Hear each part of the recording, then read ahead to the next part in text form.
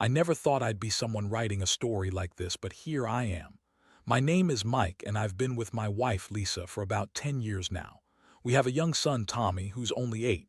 Things seemed fine, or at least they did until recently. We weren't perfect, sure, but I didn't suspect anything major until the signs started piling up. Little things first.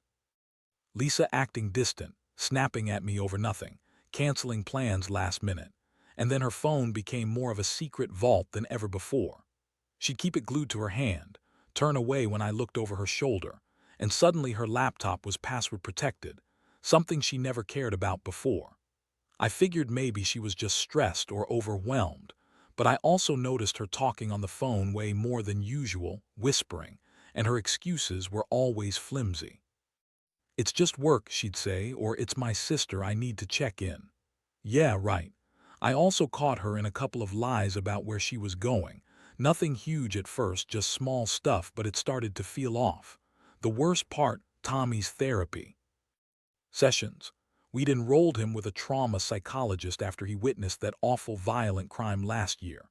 It was supposed to be a healing process, a safe space for him to try and process what he saw. But then the weirdest thing happened. A few days ago, I was doing what I shouldn't have, checking her email, her phone, whatever I could get my hands on. I wasn't snooping to invade her privacy, really. I just wanted to see if she was hiding something. And that's when I saw it. A series of texts, intimate, flirtatious, from her to some guy named Mark. It wasn't exactly hard to figure out what was going on. She'd been cheating on me, with Mark. I don't even know why I was so blindsided. I guess I just didn't want to believe my wife, who I thought was so strong and clever, could do something so hurtful. But that wasn't the worst part. What really cracked me open was something I never saw coming, something that made everything explode inside me. A few days after I found the texts, I decided to do some more digging. I wanted to be sure. I remembered that her therapist, this trauma psychologist she'd taken Tommy to, had some monitoring equipment in the room, cameras, voice recorders, the whole 9 yards. I knew about it because I'd been told that the therapist was really into tracking progress, making sure nothing was happening that could harm my son. I figured, what if? What if I could see what actually happened during her sessions? And that's when I hit pay dirt. I hacked into the recordings, and what I heard chilled me to the bone. It wasn't just her talking to Tommy about his trauma. It was her, my wife, talking to the therapist, yes, but also flirting.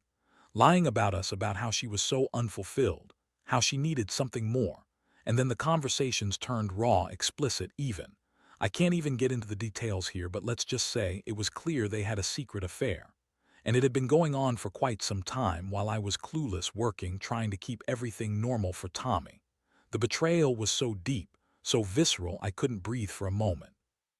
I sat there, listening to her voice, so calm, so convincing, while she was really cheating on me with the guy who was supposed to help our son heal. My mind spun. I felt angry, furious, then crushed, then numb. I started questioning everything. Was I not enough? Was I blind? How long had she been lying? The worst part, she'd been lying to my face every day, acting like everything was fine, while she was secretly screwing around and talking dirty in the therapy room with her lover. The betrayal cut so deep I felt like I was drowning, and I knew I had to confront her, but I had to do it carefully. I had the evidence now, and I knew it'd blow everything apart. I wanted her to admit it, to see her squirm, to understand what she'd done to our family, to Tommy. I was furious but also incredibly hurt. It felt like my entire world was crumbling. The trust, the stability, my marriage, all of it hanging by a thread. I didn't know what I wanted in that moment. Revenge, answers, or just to make her hurt as much as she'd hurt me. But I knew one thing: I wasn't going to let her get away with this. Not without consequences. That's where I am now, standing at the edge of the abyss, unsure of how to fix what's broken or if it's even possible. The days that followed were a blur of confusion and anger. I couldn't sleep, couldn't think straight.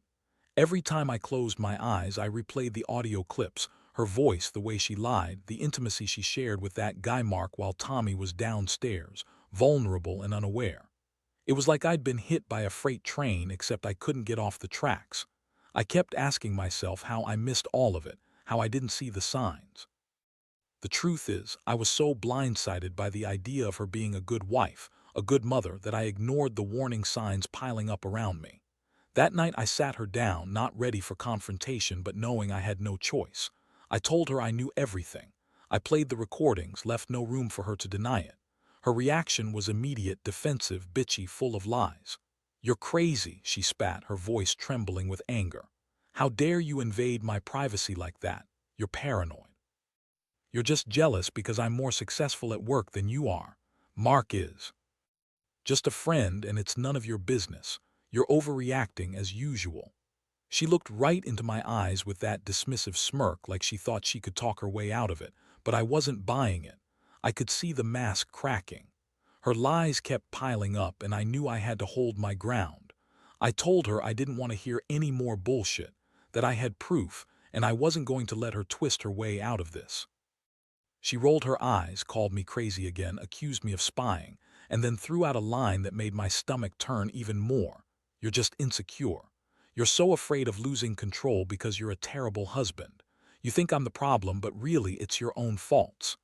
That's when I realized she was trying to turn everything around on me, making me feel guilty, like I was overreacting, that I was the one in the wrong.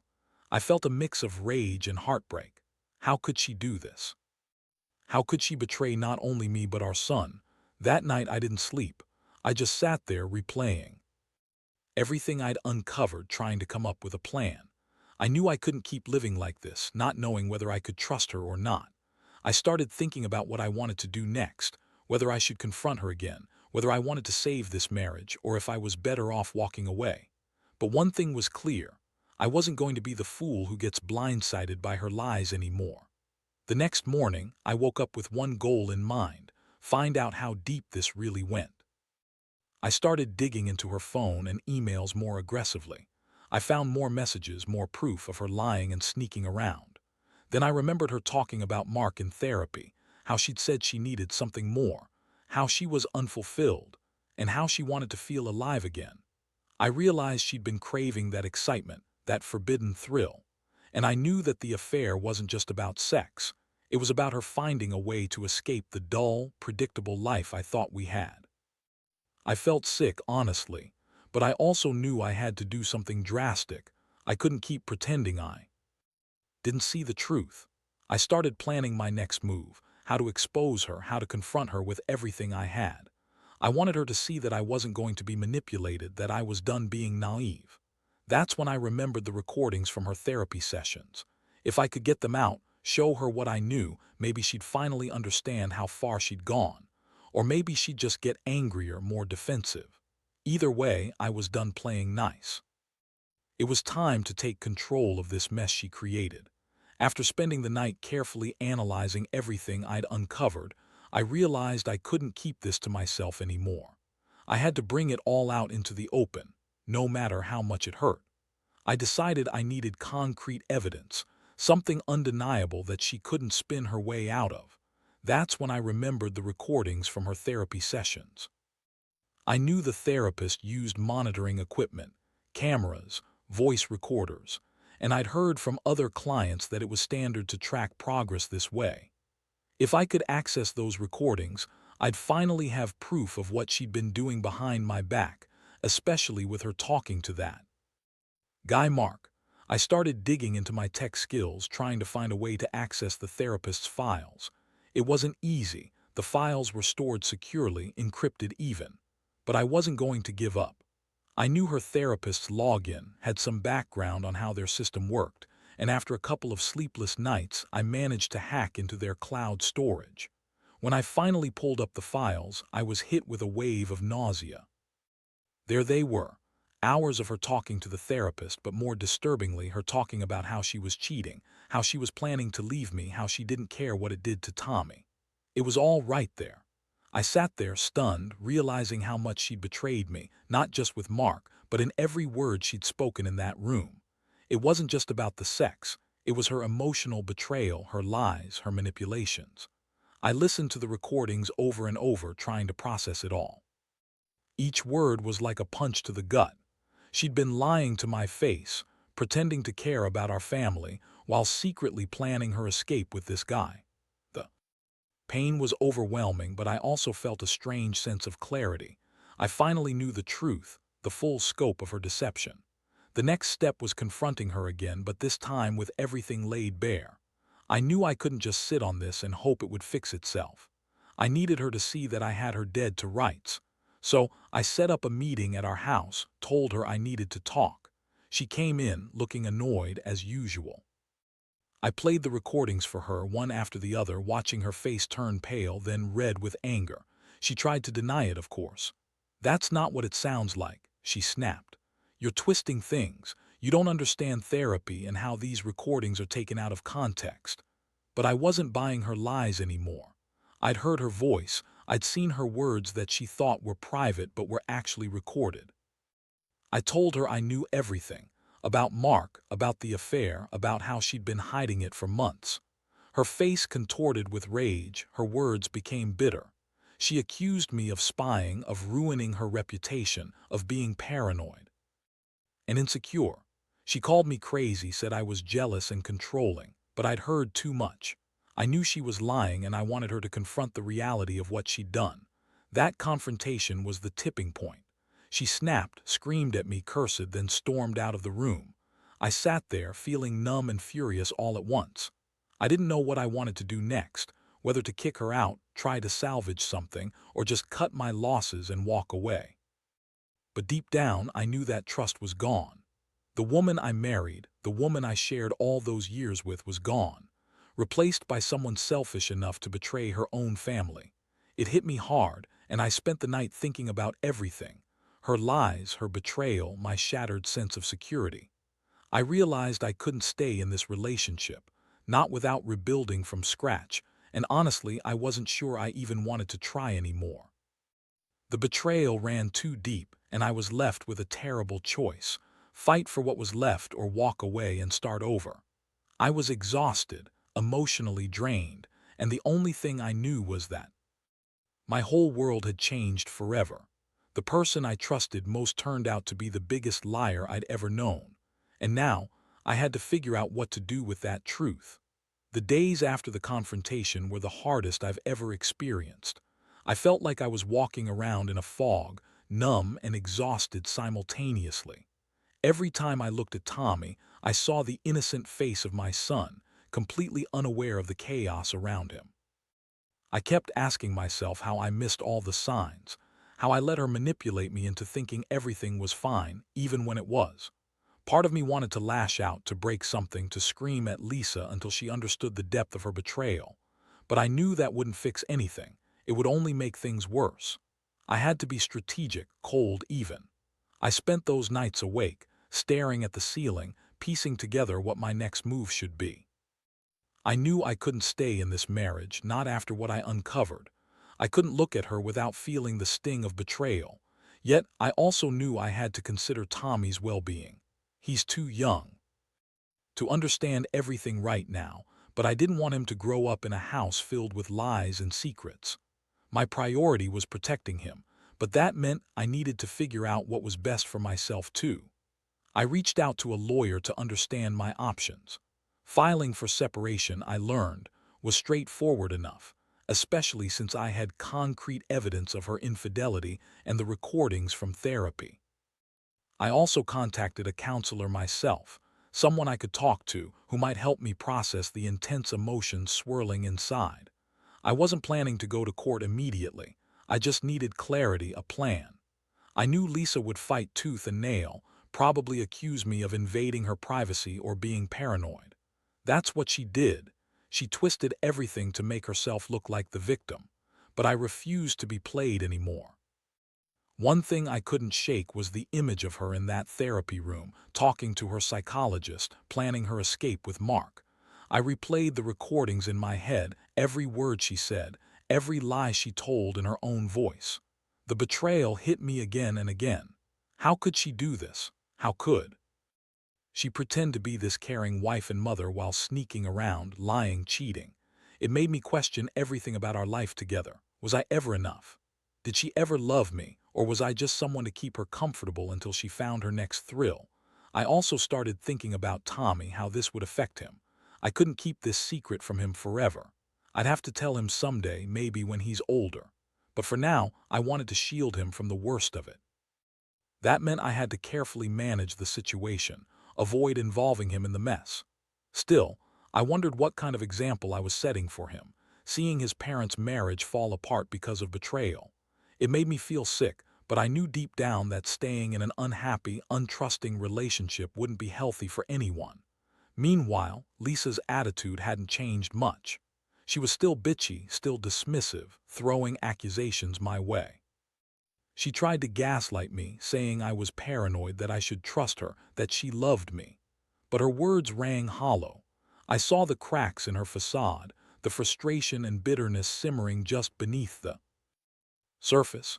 She was furious I'd uncovered her secret, and I knew she would do everything to spin the story her way.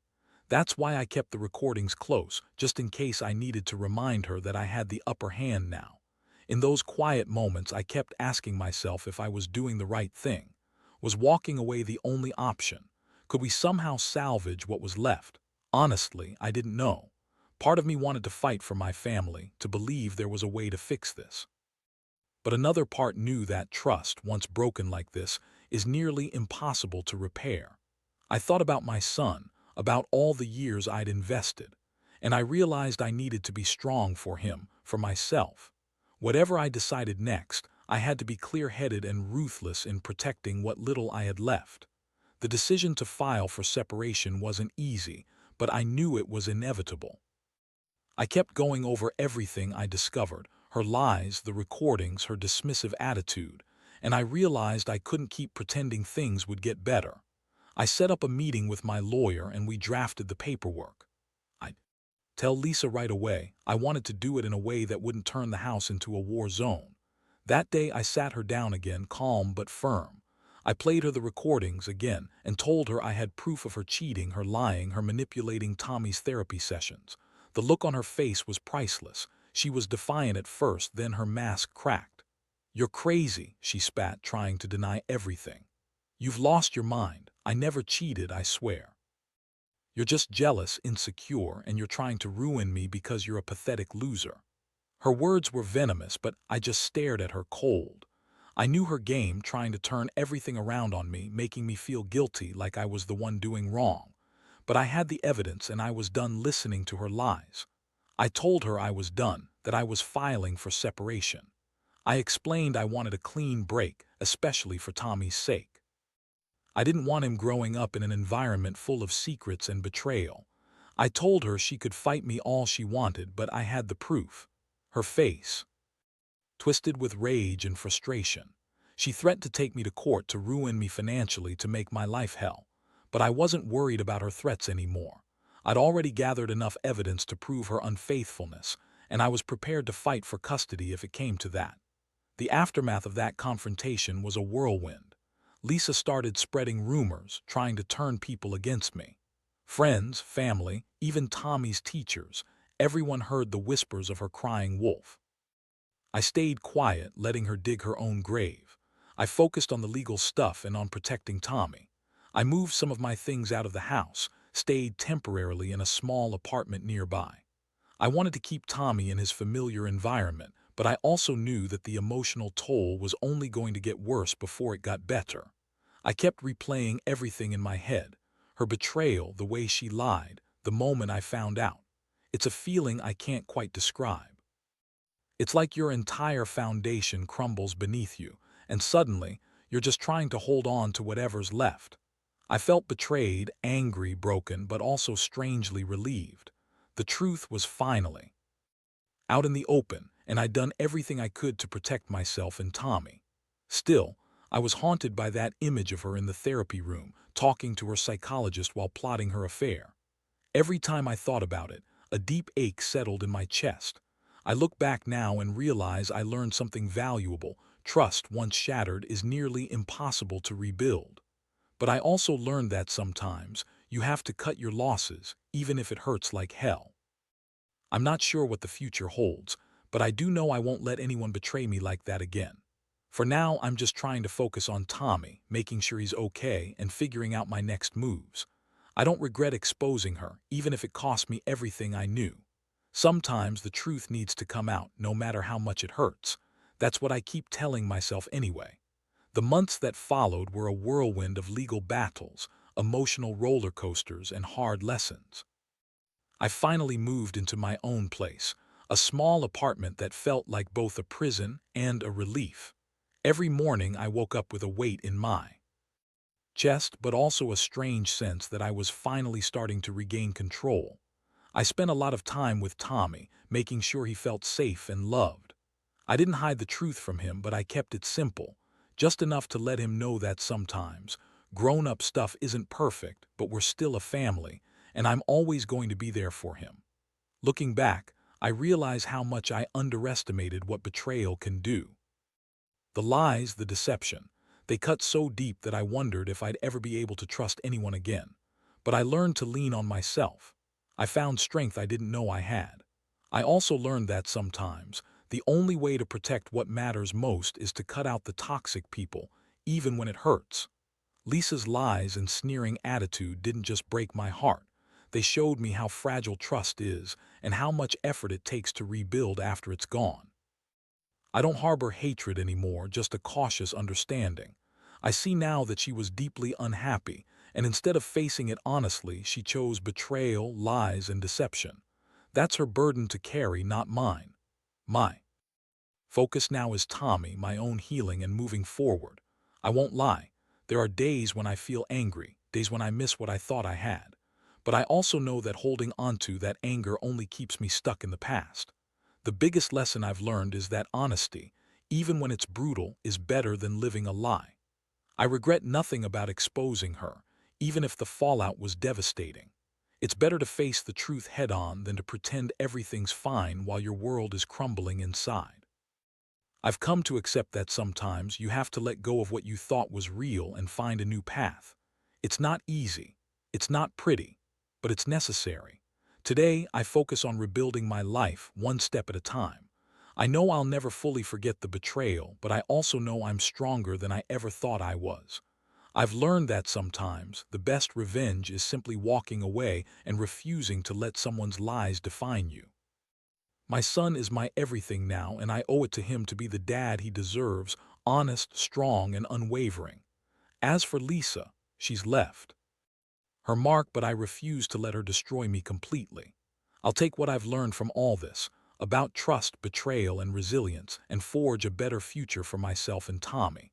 I guess that's my story. It's raw, it's painful, but it's real. And if there's one thing I want anyone reading this to take away, trust is fragile and betrayal cuts deep, but you can survive it. Sometimes you have to lose everything to find out who you really are, and that's what I've done. I've found my strength in the ruins of what I thought was my life, and I'm finally starting to rebuild.